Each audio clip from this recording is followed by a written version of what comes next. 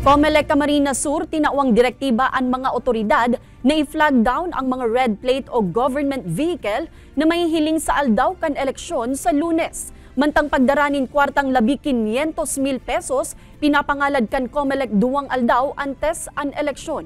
Uyan report ni Chris Novello.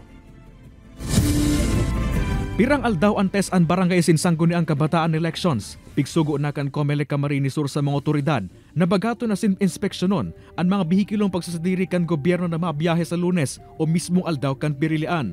Deklarado kay subuot na non-working holiday sa aldaw kan eleksyon asin may anuman na government transaction na pwedeng paggamitan kan mga government vehicle. Pero sa perennial complaints iyo ang paggamit ng mga bihikulo kan sa gobyerno, nakaibanan sa paghakot nin mga botante, paghakot nin mga goods na allegedly for purposes of vote buying. In kasa igwang masita na red plate vehicles, aaramon kan mga otoridad kung ano ang katuyan kan mga inisa na sambitan ng aldaw.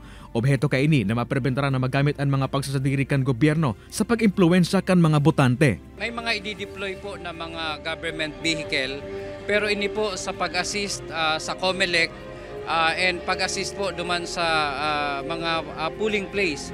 Arog po kang paghatod katong mga ballot boxes. Ipapautob man kan Comelec ang money ban, duwang aldaw antes ang pirilian sa Lunes. Ipapangalad man ng pagbibitbit ng kwarta na lampas 500,000 pesos. I-prove na nila yon.